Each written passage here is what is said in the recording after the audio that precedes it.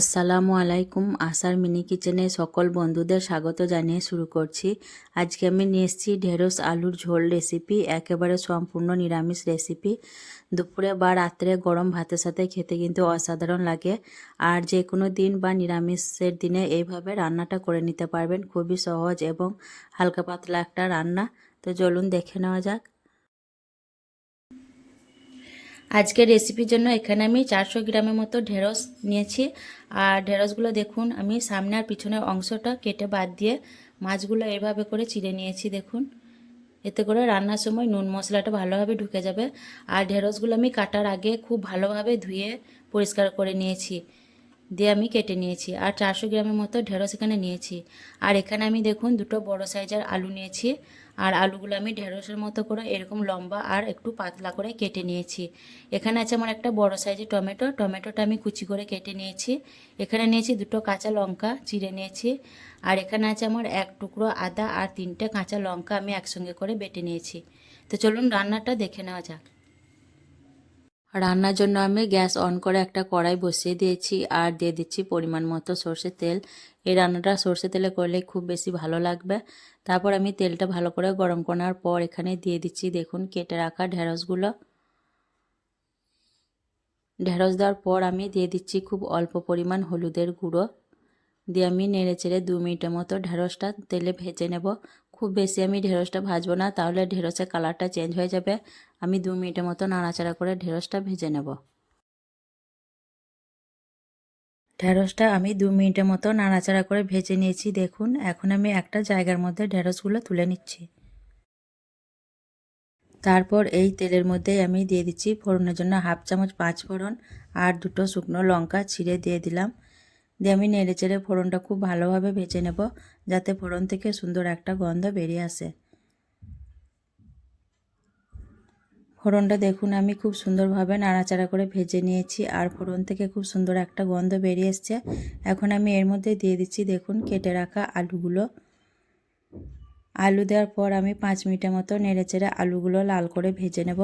আলুটা কিন্তু অবশ্যই ভেজে নেবেন, তাহলে আলুটা তাড়াতাড়ি সেদ্ধ হয়ে যাবে আর খেতেও ভালো লাগবে। আলুটা দেখুন আমি 5 মিনিটের মতো একদম লাল করে ভেজে নিয়েছি।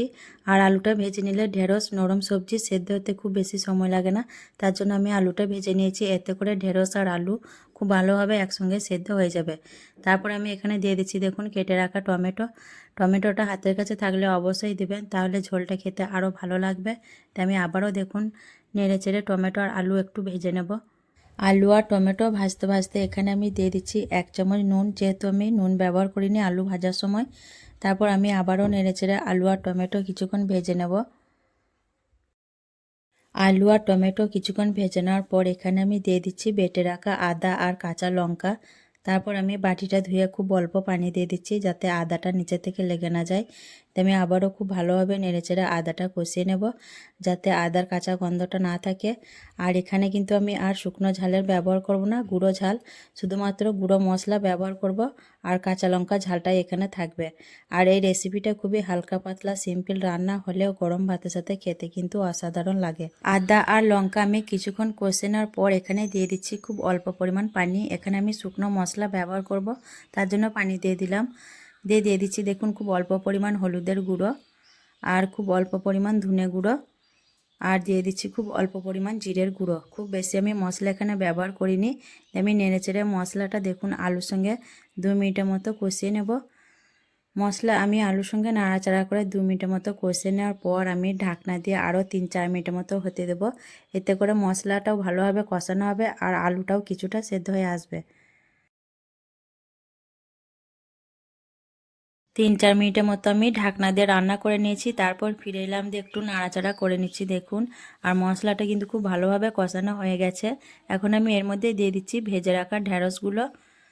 ঢেঁড়সের যে তেলটা ঝরেছে সেই তেলটাও আমি দিয়ে দিচ্ছি দেখুন রান্নার মধ্যে। তারপর আমি আবারও 2 মিনিটের মতো ঢেঁড়স আলুর সঙ্গে নাড়াচাড়া করে ভেজে নেব। এতে করে মশলাগুলো খুব ভালোভাবে ঢেঁড়সের মধ্যে মিশে যাবে। আমি 2 মিনিটের মতো নাড়াচাড়া করে কষিয়ে নেব। যারা নতুন বন্ধু আমার ভিডিওটি দেখছেন, ভালো লেগে থাকলে অবশ্যই আমার চ্যানেলটি সাবস্ক্রাইব করে আমার পাশে থাকবেন। ঢেঁড়স আমি 2 মিনিটের মতো কষিয়ে নিয়েছি। তারপর আমি এখানে দিয়ে দিচ্ছি ঝোলের জন্য পানি। এখানে আমি 1.5 কাপের মতো পানি দিয়ে দিচ্ছি। যেহেতু আমি ঢেঁড়স আলুর ঝোল রান্না করব, তার জন্য পানিটা দিয়ে দিলাম। এতে করে আলু ঢেঁড়সও ভালোভাবে সেদ্ধ হয়ে যাবে আর কিছুটা ঝোলঝোলও থাকবে তরকারিটা। আমি নেড়েচেড়ে ভালোভাবে মিশিয়ে নিয়ে ঢাকনা ছাড়া আমি 4-5 মিনিটের মতো রান্না করে নেব। যেহেতু আমি ঢেঁড়স রান্না করছি তার জন্য আর ঢাকনাটা দেব না, এতে করে ঢেঁড়সের কালারটা খুব সুন্দর বজায় থাকবে। আর ঢাকা দিয়ে রান্না করলে ঢেঁড়সের কালারটা নষ্ট হয়ে যাবে। 4 মিনিটের মতো রান্না করার পর আমি ফিরে এলাম। দেখুন একটু চেক করে দেখে নিচ্ছি আলু সেদ্ধ হয়েছে কিনা। আলুটা কিন্তু সেদ্ধ হয়েছে, কিন্তু আরও একটু সেদ্ধ হলে খুব ভালো হবে খেতে। তার জন্য আমি আরও 2 মিনিটের মতো হতে দেব। আর এই পর্যায়ে আমি দিয়ে দিচ্ছি দেখুন 4 চামচে 1 চামচ চিনি। এতে করে ঢেঁড়সের টেস্টটা খুব ভালো হবে। ঢেঁড়সের যে একটা কষা ভাব থাকে সেটা আর লাগবে না। আমি নাড়াচাড়া করে মিশিয়ে নিয়ে আরও 2 মিনিটের মতো লো ফ্লেমে হতে দেব। তারপর আপনাদের দেখিয়ে দেবো।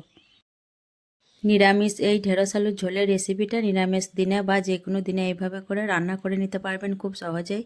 তো আজকের এই ঢেঁড়স আলুর ঝোলের রেসিপিটা কেমন লেগেছে অবশ্যই কমেন্টে জানাবেন। ভালো লাগলে লাইক করবেন, শেয়ার করবেন আর আমার চ্যানেলটি সাবস্ক্রাইব করে আমার পাশে থাকবেন। আসবো আবারও অন্য কোনো রেসিপি নিয়ে। সকলে ভালো থাকবেন, সুস্থ থাকবেন। আল্লাহ হাফেজ।